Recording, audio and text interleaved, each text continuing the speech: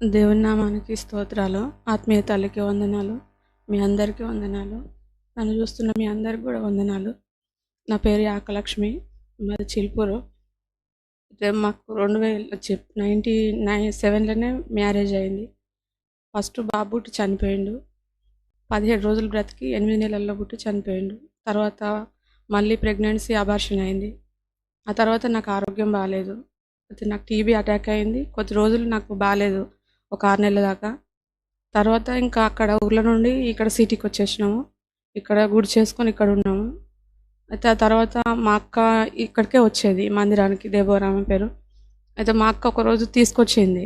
ఆమెతోటే ఉండేది నేను ఇక్కడ. అయితే ఆమె తీసుకొని వచ్చి ఆత్మీయ తల్లితో ప్రార్థన చేయించింది. అక్కడ చెట్టు ఉండే, ఆ చెట్టు కింద కూర్చుంది ఆత్మీయ తల్లి. అడికొచ్చి చెల్లెకి ప్రార్థన చేయక్క అంటే ప్రార్థన చేసింది. అయితే ప్రార్థన చేసి అంది, ఒక ట్యూబ్ బ్లాక్ ఉంది, ఒక ట్యూబ్ బ్లాక్ అయింది, ఒక ట్యూబ్ బ్లాక్ కావడానికి సిద్ధంగా ఉంది, నువ్వు తొందరగా హాస్పిటల్ చూపించుకో చెల్లె అని చెప్పింది. అయితే నేను అప్పుడు గ్రహించలే, నాకు ఆల్రెడీ 2 పిల్లలు పుట్టి చనిపోయాను కదా, ఇంకా ఇంత తొందరగా నాకు బ్లాక్ కావడం ఏంది, నాకు మళ్ళీ పిల్లలు పుడతారులే అని నిర్లక్ష్యం. అయితే నేను హాస్పిటల్కి అప్పుడు వెళ్ళలేదు, తర్వాత వెళ్ళాను. వెళ్తే సేమ్ మళ్ళీ అమ్మ ఎట్లా చెప్పిందో ట్యూబ్స్ బ్లాక్ అయిపోయినాయి, ఇంకొక ట్యూబ్ కొంచెంగా బ్లాక్ ఉంది, ఇంకా అది పూర్తిగా బ్లాక్ అయితే అయ్యేటట్టు ఉంది, ఆపరేషన్ చేయాలని చెప్పారు. కానీ నేను అప్పుడు కొద్ది రోజులే హాస్పిటల్కి వెళ్ళాను, అసలు అది ట్రీట్మెంట్ తీసుకోలేదు. అప్పటి నుండి మళ్ళీ బంద్ చేసినాను. అయితే అట్లా ఆ హాస్పిటల్ అంటే అక్కడ ఆపరేషన్ అంటున్నారు కదా, నాకు ఆపరేషన్ ఎందుకు అనే అన్నమాట. ఇంకా ఆ డాక్టర్ కాకుండా ఇంకొక డాక్టరు, అట్లా చాలా డాక్టర్స్ తిరిగాము. అట్లా సంవత్సరాలు గడిచిపోయింది, కానీ నాకు పిల్లలు కాలేదు. పిల్లలు కాకుండా అసలు కాకపోవడానికి కారణం ఇదే అని మాకు తెలుస్తలేదు. ఇక ఏదో కావట్లేదులే అనేదే ఉంది, కానీ అక్కడిక్కడ మందులు వాడుతున్నాము, ట్రీట్మెంట్ తీసుకుంటున్నాం, చాలాసార్లు టెస్టులు, ఇంకా ట్యూబ్ టెస్ట్ అని అది అని ఇది అని చాలా టెస్టులు చేశారు. అయినా కానీ ఇంకా మేము అది అంతగా ఏది జరుగుతుందని తెలుస్తలేదు ఇక మాకు. ఇంకా మా ఇంటి ముందు కుమారోళ్ళు చర్చ్కి వస్తుండ్రు. అయితే మా ఆయనతో నన్న సరే ఇంకా చర్చ్ కన్నా పోతా, కానీ నాకు ఇంకా పిల్లలు అయితే లేరు కదా, నేను చర్చికి పోతానంటే పోతే పో, కానీ నన్ను ఎప్పుడు మారమానొద్దు, నువ్వు నా దేవుడు నాకే, నీ దేవుడు నీకే, పో నువ్వు పోవచ్చు, కానీ నన్ను ఏ రోజు, ఈ రోజే కాదు ఏ రోజు నేను బ్రతికినన్ని రోజులు ఏ రోజు నన్ను మారమానొద్దు, నువ్వు నన్ను ఇబ్బంది పెట్టొద్దు, నేను ఇబ్బంది పెట్టాను, నన్ను నువ్వు ఇబ్బంది పెట్టొద్దు, పొమ్మని చెప్పాడు. సరే అనేసి వచ్చాను. అయితే అక్కడ చెప్పొచ్చిన, నేను 40 రోజుల దాకా చర్చిలోనే ఉంటాను, నేను మళ్ళీ రాను, వచ్చినా కానీ ఒకవేళ నీకు వండి పెట్టి వెళ్ళిపోతా, అంతేగాని నేను ఇక్కడ ఉండను అని చెప్పిన. వచ్చి ఇక్కడ రక్షణ కూర్చున్నా. అమ్మ దగ్గరికి వచ్చి అమ్మ అన్నది, సరే చెల్లె కూర్చో అనేసి నెత్తి మీద నూనె పోసి ప్రార్థించింది. ఇక్కడ పులిపీఠం ఉండే, అక్కడ పులిపీఠం పైన చేయి పెట్టి, ప్రభువా నేను ఆ ఇంట్లో నుంచి నేను ఒక్కదాన్నే వస్తున్నా, నా ఒక్కదాన్ని, నన్ను బట్టి వాళ్ళ కుటుంబం ఎట్లాంటిదో నీకు తెలుసు, నన్ను బట్టి ఈ మందిరానికి కానీ ఆత్మీయ తల్లికి కానీ ఎవరికి అవమానం రావద్దు, ఎవరికి చెడ్డ పేరు రావద్దు, నాకు నష్టం జరిగినా పర్లేదు, కానీ ఇంకెవరికి నష్టం జరగద్దు నేను ఇక్కడికి రావడాన్ని బట్టి, చర్చికి పోతేనే ఇట్లా అయిందని అంటారు, అట్లా కావద్దు అనేసి నేను ప్రమాణం చేసుకున్నా. నాకేం జరిగినా ఏం లేదు, కానీ నీకు మాత్రం నీ మందిరానికి కానీ ఆత్మీయ తల్లికి ఎవరికి ఏం కావద్దు అని ప్రార్థన చేసుకొని మళ్ళీ నేను చచ్చిపోయేంత వరదాకా, నేను ఇప్పుడు రక్షణలోకి వస్తున్నా కదా, నన్ను వాళ్ళు ఇబ్బంది పెట్టొద్దు, నేను చచ్చిపోయేంత వరదాకా నీ బిడ్డలాగానే ఉండాలి, నేను చచ్చిపోయినా నీ బిడ్డలాగానే చచ్చిపోవాలని ప్రార్థన చేసుకున్నా. ఇంకా రక్షణలో కూర్చున్నా, ప్రతి పాపాన్ని ఒప్పుకున్నా. దేవుడు అన్ని పాపాలు ఒప్పింపజేసిండు. నా నుంచి 7 దయ్యాలు వెళ్ళిపోయినాయి చూపించిండు. నాకు చేతబడి కట్లు ఉన్నాయనేసి నా కాళ్ళలో నుంచి చేతులలో నుండి తాళ్ళన్నీ తీసేసి కాల్ చేసిండు. ఆ తర్వాత ఒక చిన్న బాబు పులిపీఠం మీద అప్పుడు బల్ల ఉండే, ఆ బల్ల మీద ఒక బాబును పడుకోబెట్టి, ఆ బాబు చూడు అక్కడ బాబున్నాడు అని అన్నాడు. అంటే ఎవరు అని అనేసి నేను అంటుండే ఒక ఆయనతోటి, అంటే ఆయన అభిషేక్ ఆయనే అని నాకు నీ బాబు అని చూపించిండు. అంటే అంతగా నేను నిజానికి కూడా పిల్లల కోసమే వచ్చిన, రక్షణ కోసం అని కాదు, దేవుని కోసం అని కాదు, పిల్లల కోసమే వచ్చిన. అట్లా దేవుడు నాకు చూపించిండు. అయినా వాళ్ళు అక్కడ అన్న వాళ్ళతో చెప్తే సరేరా ఇంకా లోతుగాడు అని చెప్పారు. ఇంకా అయితే అది కాదేమో ప్రభువా, నాకు మళ్ళీ చూపించు, నువ్వు నాకు మళ్ళీ చూపి అని అనేసి మళ్ళీ ప్రార్థన చేసుకుంటున్నా. అయితే అప్పుడు పరలోకంలో అందరూ దారి కట్టి అక్కడ జీవగ్రంథంలో పేరు రాపించుకుంటున్నారు. నేను కూడా వెళ్ళి రాపించుకుంటున్నా. నా పేరు రాయండి అని అంటే, నీ పేరు రాయను, నీ కొడుకు పేరు రాస్తున్నా అనేసి నాకు చెప్పిన పేరు అక్కడ రాసినాడు. అయ్యో అట్లా ఎందుకు రాస్తున్నావు అంటే, నీ కొడుకు కొడుకు కదా, నీ కొడుకు పేరు రాస్తున్నా అని చెప్పాడు. ఇంకా ఆ తర్వాత నాకు నా చెయ్యి ప్రభువా నేను ఒక్కదాన్ని వచ్చినా మరి నా చెయ్యి పట్టుకున్నావా అని అనేసి ప్రార్థన చేసుకుంటున్నా. అయితే నా కుడి చెయ్యి పట్టుకొని ఒక అతను నాకు కొండపైకి తీసుకెళ్ళి, నీ కుడి చెయ్యిని పట్టుకున్నా, కిందికి చూడు అన్నాడు. కిందికి చూసిన అక్కడ 4 నక్కలు ఉన్నాయి. ఈ చెయ్యి కనుక నేను ఇడిచిపెడితే నేను నా నక్కలు తింటాయి అని చెప్పిండు. అంటే నా చెయ్యి ఎప్పుడు ఇడిచిపెట్టకు, ఆ నక్కల పాలన చెయ్యక అని నేను అప్పుడే చెప్పిన. అట్లా నాకు అన్ని ప్రతి ఒక్కటి వివరించి చూపించిండు. నాకు ఒక బుగ్గ వెలిగించి ఆ బుగ్గకు అద్దం గ్లాస్ పెట్టి దానికి మలిగిపోకుండా గ్లాస్ పెట్టి దాంట్లో నుంచి స్వరం వినబడింది. నేనెన్నడూ ఇడువను ఎడబాయను, నిరంతరం నీకు తోడుంటా అని చెప్పిండు. అప్పుడు ఆ తర్వాత ఇంకా ప్రతిదీగా నీకు స్నానం చేసుకున్నట్టు నాకు బట్టలు తీసుకొచ్చి ఇచ్చి నాకు ఒక ఖడ్గం నా చేతిలో పెట్టిండు. ప్రతిదీ నాకు చూపించిండు. తర్వాత ఇంకా రక్షణ అయిపోయింది. మళ్ళీ తర్వాత బాప్తిసం తీసుకున్నాము. బాప్తిసం తీసుకుంటే తెల్లారి అప్పటిదాకా నేను ఆత్మీయ తల్లితో ఎప్పుడు ప్రార్థన చేయించుకోలేదు. తెల్లారి పోయి 2 తారీఖు 1 తారీఖు నాడు బాప్తిసం తీసుకుంటే 2 తారీఖు వెళ్ళి ప్రార్థన చేయించుకున్నా. అందరం వెళ్ళినాం, మా కుమార్ వాళ్ళందరూ వెళ్ళిండ్రు. అయితే నాకు ప్రార్థన చేసినప్పుడు ప్రవచనాలు వచ్చినాయి. నువ్వు నా బిడ్డవు, నేను నీకు బిడ్డనిచ్చేదను, నేను ఎన్నడూ విడువను ఎడబాయను, నిరంతరం నీకు తోడుంటా, మనుషుల వైపు చూసి నడవకు, నా వైపు చూసి నడువు, నీ దుఃఖ దినాలు సమాప్తమవుతాయి, నీ చీకటి వెళ్ళి వెలుగు వచ్చును అని చెప్పి ప్రవచనాలు వచ్చినాయి. అప్పుడు ప్రవచనించింది. తర్వాత అట్లనే నేను ఒక్కదాన్ని రావడాన్ని బట్టి నాకు నిర్లక్ష్యం లేదంటే నాకు ప్రార్థన చేయకపోవడమా ఏదైందో మొత్తం సంవత్సరాలు గడిచిపోయినాయి కానీ ఇంకా నాకు కార్యం కాలేదు. ఆత్మీయ తల్లి ఒకసారి 2 సార్లు మందులు బయలుపరిచింది, కానీ నేను తినలేకపోయినాను. తుమ్మ చెట్టు తుమ్మాకు ఇగురు తర్వాత పసుపు కలుపుకొని ముద్దలు వేసుకోమంది. నాకు ఆ తుమ్మ చెట్టు ఇగురు తెచ్చే వాళ్ళే లేరు కదా, ఎవరిని ఏమన్నా ఒక్కరోజు కాదు 60 రోజులు వేసుకోమంది. అసలు అట్లా తుమ్మ చెట్టు అంటే దొరకదు కదా, అసలు వేసుకోలేదు నేను. అట్లా 2-3 సార్లు నాకు మందులు బయలుపరిచినా కానీ నేను వేసుకోలేకపోయినా. ఎందుకంటే నాకు వీలు కాలేదు, నేను వేసుకోలేకపోయినా. అది ఎట్లా అంటే మా ఆయన మారలేకపోవడాన్ని బట్టి నేనేం చేసేదంటే దొంగతనంగా ప్రార్థన చేసుకునేది. ఆయన వండుకునేది చూసి, ఆయన నిద్ర పోయినాక లేచి ప్రార్థన చేసుకునేది, లేదంటే ఆయన డ్యూటీకి పోయినాక ప్రార్థన చేసుకునేదాన్ని. అంతేగాని ఆయన ముందు ప్రార్థన చేసుకోవడం, ఏడవడం కానీ ఏది కానీ చేయకపోదును. కనీసం ఉపవాసం ఉన్నా, పొద్దంతా ఉపవాసం ఉన్నా ఆయన ఎప్పుడు తింటాడో గప్పుడే తినాలి, నువ్వు తినకపోతే మళ్ళీ అదొక బాధ అని అనేసి అట్లానే దొంగతనంగానే ఉపవాసం ఉండేది, దొంగతనంగానే ప్రార్థన చేసుకునేదాన్ని. అట్లా జరుగుతుంటే కొద్ది రోజుల తర్వాత నువ్వు చర్చికి బంద్గా, నువ్వు చర్చికి పోతే వేడవుతుండ్రు, చర్చికి పోవడం బంద్ చేయాలన్నాడు.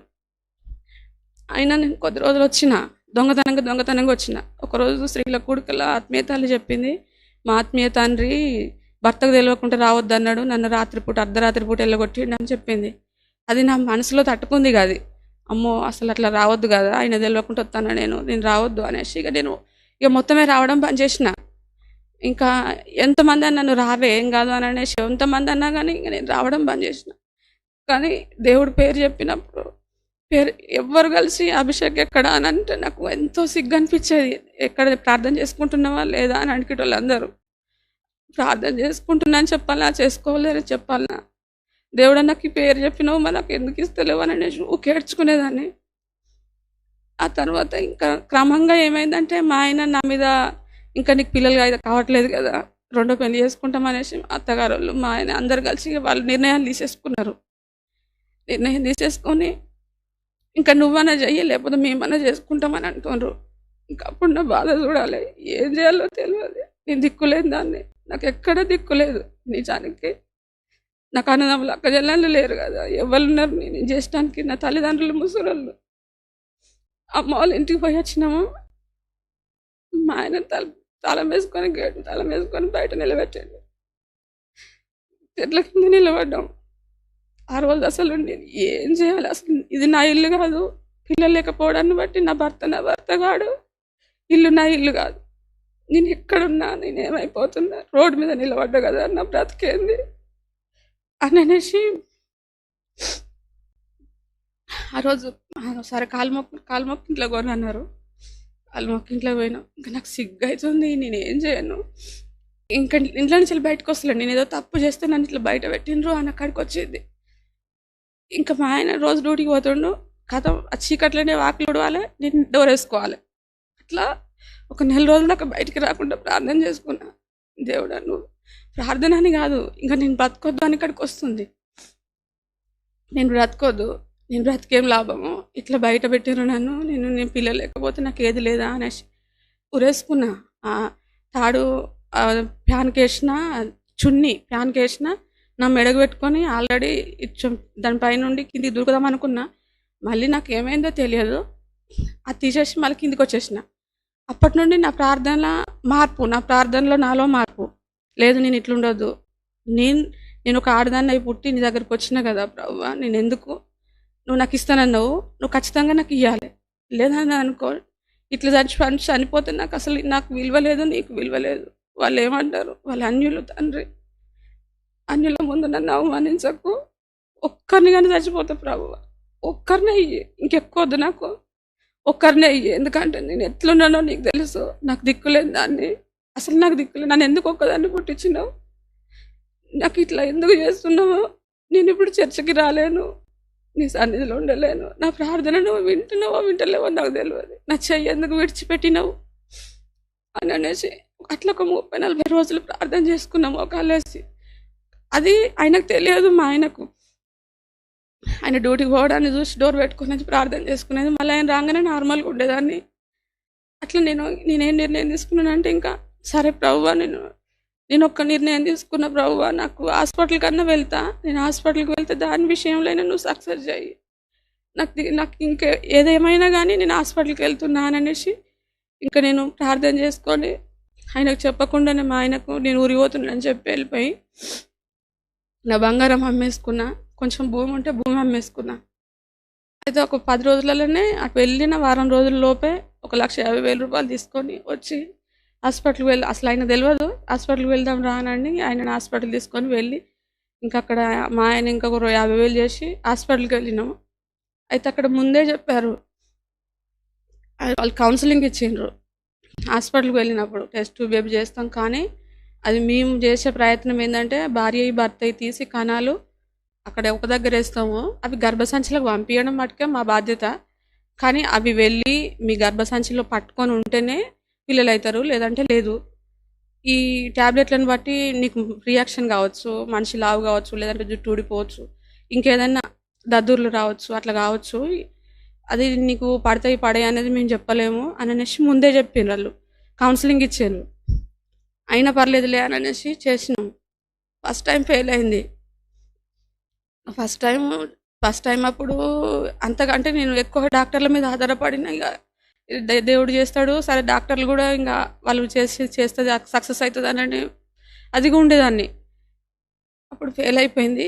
సెకండ్ టైంకు మళ్ళీ కొద్ది రోజులు టైం ఇచ్చాను, నాకు బాడీ కొంచెం రిలీఫ్గా ఉండాలి, రెస్ట్లో ఉండాలని చెప్పి ఒక 2-3 నెలలు రెస్ట్ ఇచ్చి తర్వాత వెళ్తే ఏమంటుంది ఆమె, అసలు నీ కణాలే పనిచేయాయి, నీ ఎగ్గు క్వాలిటీ లేదు, అది వేస్ట్, ఇంకా వేరే వాళ్ళ ఎగ్స్ తీసుకొని మీ ఆయన దాంట్లో కలిపేయాలనేసి చెప్తుంది ఆమె.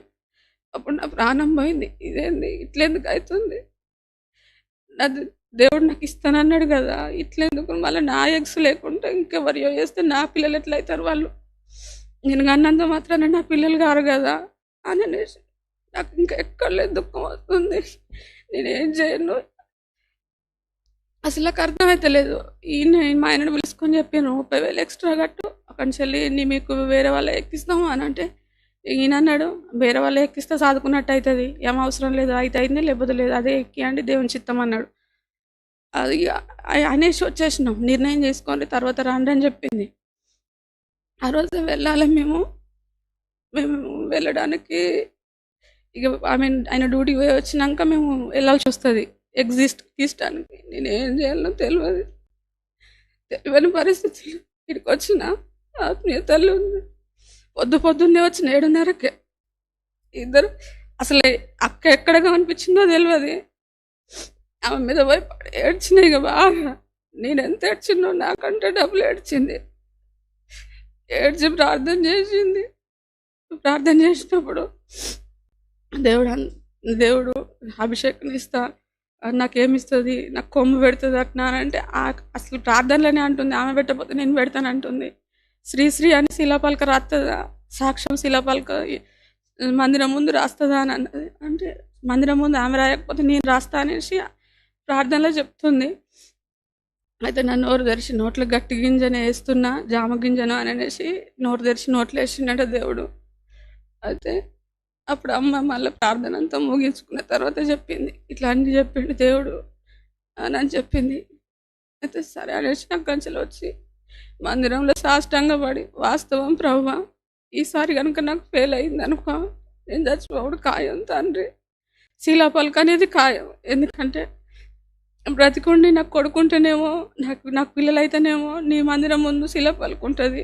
లేదన్నది అనుకో, నా సమాధి మీద ఆ శిలాపలక ఉంటుంది ప్రభువా.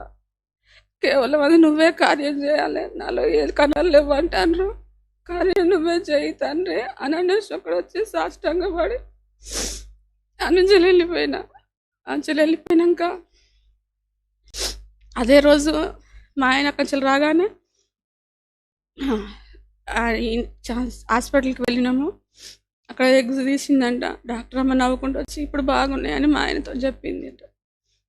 తర్వాత మళ్ళీ అప్పుడు చిన్నోడికి అప్పుడు ఆ రోజు చేసిన రోజు నాకు దేవుడేమన్నా హాస్పిటల్కి వెళ్ళి చేసి తీసుకొని వస్తుంటే మా ఆయన నన్ను ఒక రకంగా చూసి ఇంటికి వస్తుంటే ఆ చూపులు నా హృదయాన్ని గుచ్చుకున్నాయి. ఇక అసలు ఆ రోజు ఎంత నిద్ర. ఇక రాత్రిపూట ఆయన వేరే రూమ్లో పడుకున్నాడు, నేను వేరే దగ్గర పడుకున్నా. ఇక అసలు ఎందుకు చూసిండు నన్ను, ఏమవుతుంది, అసలు ఏం జరుగుతుంది ప్రభువా, ఈ రోజు నా గర్భంలో వేసిండ్రు కదా, మరి ఏం చెప్తావో చెప్పు. వాళ్ళు ముందే చెప్పిండ్రు, గర్భంలో వేయడం వరకే మా బాధ్యత, కానీ అవి వెళ్ళి ఆ గర్భంలో నుంచి ఆ కణాలు వెళ్ళి నీ గర్భాన్ని పట్టుకుంటేనే అవుతుంది, లేకపోతే కాదు అని చెప్పారు అనమాట. అట్లా ఎంతోమందికి అయినా ఎన్నోసార్లు వేస్ట్ వ్యర్థమైపోతాయి. ఎన్నిసార్లు చెప్పి చేసినా కానీ కానోళ్ళు కూడా ఉన్నారు, అయినోళ్ళు కూడా ఉన్నారు. అవి దేవుని చిత్తం, మీ లక్కు అని చెప్పారు అనమాట వాళ్ళు. ఇంకా రోజు రాత్రి నాకు నిద్ర పడతలేదు. 10 గంటల నుండి అసలు కళ్ళు తెరిచే ఉంటున్నాయి. నేను ప్రార్థన చేసుకున్న, ప్రభు అన్న పరిస్థితి ఏందో చెప్పు, ఇప్పుడు ఇది కనుక ఫెయిల్ అయింది అనుకో, నేను అమ్ముకోవడానికి నాకు సొమ్ములు లేవు, ఉన్నది కొంచెం ఉన్నది మా తల్లిదండ్రులకు ఆధారమైంది, దాన్ని నేను అమ్మలేను, నేనేం చేయాలో చెప్పు ప్రభు. ఈరోజు నువ్వు నాతో మాట్లాడి రాత్రి పూట నేను దిక్కులేని దాన్ని, నేనేం చేయాలో చెప్పు, నాకు అసలు ఏం జరుగుతుందో చెప్పు ప్రభు. ఆత్మీయ తల్లికేమో నువ్వు జామ గింజ వేసిందని చెప్పినావు, ఆ జామ గింజ నాకు కనబడాలి ప్రభు, అసలు ఏం చేస్తాను ప్రభు చెప్పు అనేసి 10 గంటల నుండి 4 గంటల దాకా ప్రార్థన చేసుకుంటూనే ఉన్నా. మళ్ళీ అది కదలకుండా నా కళ్ళు మాత్రమే కన్నీళ్ళు గారుతున్నాయి. నా హృదయంతో నేను అడుగుతాను, నా శరీరానికి ఎలాంటి ఇబ్బంది కలగకుండా ప్రార్థన చేసుకుంటున్నా. అయితే 4 గంటలకు అట్లా ఒక గిన్నె తీసుకొని వచ్చిండు దేవుడు. ఒక గిన్నె తీసుకొని వచ్చి ఆ గిన్నెలో 3 పురుగులు మెసులుతానే చిన్నవి. ఒక పురుగుని తీసి ఇట్లా పక్కకు, ఆ గిన్నె పక్కకు ఇట్లా పట్టుకున్నట్టు చేసిండు. ఆ గిన్నె ఆ పట్టుకున్న పురుగు చుట్టూ వెలుతురు దాని చుట్టూ పెట్టినట్టు చూపించిండు. అయితే ఇది నేను సాక్షిగా చెప్తా బ్రావు, నాకు ఈరోజు చూపించినావు కదా, ప్రతిరోజు నేను ప్రార్థన చేసుకున్నప్పుడు అలా ప్రతిరోజు చూపించేది, నా బాబు నాలో ఉన్నట్టు చూపించేది. తర్వాత మళ్ళీ హాస్పిటల్కి 15 రోజుల తర్వాత హాస్పిటల్కి వెళ్తే సక్సెస్ అని చెప్పారు. సక్సెస్ అని చెప్పాక నేను ఏమంటున్నానంటే, ప్రభువా నువ్వు ఇస్తానన్న బాబునే అయ్యి, మళ్ళీ ఆడపిల్ల పుడితే మళ్ళీ ఏమంటారో ఏమో వీళ్ళంతా, ఎందుకంటే వంశం లేదంటారు, మళ్ళీ అవన్నీ అంటారు, మళ్ళీ నువ్వు పేరు చెప్పినావు కదా, ఆ పేరు పిల్లగాడు ఎక్కడ పోయిండని అంటారు, దేవుడు ఇవ్వలేదంటారు, నాకు మళ్ళీ బాబే కావాలి ప్రభు అనేసి అట్లా ప్రార్థన చేసుకున్నా. వాళ్ళ ముందు నేను అవమానపడద్దు, ఖచ్చితంగా నాకు బాబే కావాలి ప్రభు, నువ్వు చెప్పినావు కదా, నువ్వు చెప్పిన బాబే కావాలి, నాకు అవన్నీ నువ్వేం చెప్తావు నాకు తెలియదు ప్రభు, నాకు ఖచ్చితంగా నాకు నువ్వు ఇస్తానన్న బాబునే కావాలి అని అనేసి నేను ప్రార్థన చేసుకున్నా. ప్రతిరోజు అదే పట్టుదల, ఇంకా వేరే ప్రార్థన లేదు, ఏది లేదు, పడుకొని ప్రార్థన చేసుకుంటున్నా. ప్రార్థన చేసుకుంటుంటే ఒక అతను గడ్డంతో వచ్చిండు నా ముందుకు, వచ్చి కట్టి పట్టుకొని వచ్చి ఊకే కొడుకు అంటున్నావేంది, నీకు బిడ్డనిస్తా, నీ ఇలాగుంటుంది, నిన్ను ప్రేమిస్తుంది, నీకు సంతోషం ఉంటుంది అని అన్నాడు. ఆయన నాకు వద్దు, నాకు కొడుకే కావాలని అంటున్నాడు నేను ఆయనతోటి. అని అంటే, బాబుని ఇస్తా, మీ భర్తలాగా ఉంటాడు, నీ భర్తను ప్రేమిస్తాడు, నీకు అన్ని కష్టాలే ఉంటాయి అని అన్నాడు. అయినా మంచిది, కష్టమైనా పర్లేదు, నన్ను ప్రేమించకున్నా పర్వాలేదు, నా కొడుకే అంటారు కదా, గయాకలక్ష్మి కొడుకే అంటారు కానీ నేను వేరే వాళ్ళ కొడుకు అన్నారు కదా, నాకు ఆ కొడుకే కావాలని నేను అన్నా. అని అంటే సరే నీ కొడుకునే ఇస్తున్నా అని చెప్పేసి వెళ్ళిపోయింది ఆయన. అట్లా వెళ్ళిపోయిన తర్వాత మాకు మళ్ళా హాస్పిటల్కి వెళ్ళి అక్కడ డెలివరీ అప్పుడు కూడా అట్లనే జరిగింది. ఇంకా అక్కడ ₹1,00,000 కట్టాలి. ₹1,00,000 కట్టకపోతే బాబుకు కుట్లు బిగిలిపోయినాయి అది అనేసి చెప్తుంది. అయినా కానీ నాకు మళ్ళీ గాంధీ హాస్పిటల్కి వెళ్ళగానే బాబు నార్మల్ డెలివరీ అయింది, బాబే పుట్టిండు. దేవుని దయ వల్ల నాకు బాబునే ఇచ్చిండు దేవుడు. ఇస్తానన్న కొడుకునే ఇచ్చి నాకు సాక్షిగా నిలబెట్టిండు. నాకు ఇంకెన్నో మాటలు చెప్పిండు దేవుడు. నా భర్త విషయంలో కూడా నాకు కష్టాలు వస్తాయి అన్నట్టుగానే కష్టాలు వచ్చినాయి. కష్టాలను బట్టి కుంగిపోయి ఏడ్చి అన్నీ అయినా కానీ దేవుడు నా భర్తను మార్చి నా భర్తకు మారు మనసు రక్షణనిచ్చి ఆయనను కూడా పరిచర్యలో వాడుకుంటాడు. ఇలాంటి కష్టం అంటే కాళ్ళ కింద భూమి కదిలిపోయి అంత కష్టం వచ్చింది. అది నేను వాటిల్లో వర్ణించలేని బాధ. ఆ బాధలలో కూడా నేను బ్రతికే ఉండి నేను నిలబడ్డానంటే కేవలం దేవుని దయ. అలాంటి బాధలలో ఉన్నప్పుడు ఆత్మీయ తల్లి మా ఇంటి ముందుకు వచ్చి అక్కడ వాళ్ళ ఇంట్లో ప్రార్థన పెట్టింది, మా కుమారు వాళ్ళ ఇంట్లో. అయితే అప్పుడు వెళ్ళి బాగా ఏడ్చింది. నేను ఏం చేయను, నా బాధ ఇట్లున్నది, నేను ఎవరికి చెప్పుకొని నా పరిస్థితి అంతా ఆగంగా ఉన్నదని ఏడ్చినప్పుడు ఆత్మీయ తల్లి కూడా ఏడ్చి సరే చెల్లెనికి బాధలన్నీ సంఘ పెద్దలతో ప్రార్థన పెట్టిస్తాననేసి ప్రార్థన పెట్టించింది. 5 రోజులు ప్రార్థన పెట్టినాక మళ్ళీ ఇంట్లో అమ్మచ్చి కూడా ప్రార్థన చేసింది. ఆ తర్వాతనే వెంటనే నా భర్త లోబడి అసలు ఆయన మారుతాడు అనేసి నేనే కాదు చూసేవాళ్ళు ఎవ్వరు అనుకోరు. ఎందుకంటే దేవుని పట్ల ఆయనకు అంత కోపం ఉండేది. దేవుడు అంటే అసలు దేవుని నమ్ముకున్న వాళ్ళంటే ఆయనకు అంత అసహ్యం ఉండేది. అట్లా అంటే ఆయన కష్టాన్ని బట్టి ఆయన కూడా మారి రక్షణలోకి వచ్చిండు. వెంటనే లోబడి సాండు చెప్పగానే వచ్చి ఇక్కడ రక్షణకు కూర్చున్నాడు. అసలు ఆశ్చర్యం, అంతకుముందే నాకు దేవుడు చెప్పిండు, ఇదిగో నీ భర్త నేను మార్చబోతున్నా చూడు అనేసి చేతిలో తన రక్తము ఆయన తల మీద వచ్చినట్టుగా చూపించిండు. అవి అయితే అట్లా మారతాడా మారలే అని అనేసి నా మనసు అట్లా ఉండేది. కానీ అనుకోని రీతిగా ఆయనను కూడా మార్చిండు దేవుడు. రక్షణ కూర్చున్నాడు. ఆయన ప్రతి పాపం ఒప్పుకొని ఒక 4 నెలలు ఇక్కడే గడిపి తర్వాత బాప్తిసం విజయవాడలో తీసుకున్నాడు. ఇప్పుడు పరిచర్య కూడా చేస్తుండు. నేను ఇట్లున్నానంటే కేవలం దేవుని దయ. కేవలం ఈ మందిరం ఆత్మీయ తల్లి లేకపోతే నేను ఇట్లుండకపోదాన్ని, నాకు బాబు ఉండకపోవు, నా జీవితం ఇట్లుండకపోవు. నేను ఎప్పుడో మట్టిలో మట్టి కలిసిపోయేదాన్ని ఉంటుంది. వచ్చిన బాధను బట్టి నేను ఒక్కదానిగా వచ్చి ఇప్పుడు నా భర్త నా కొడుకు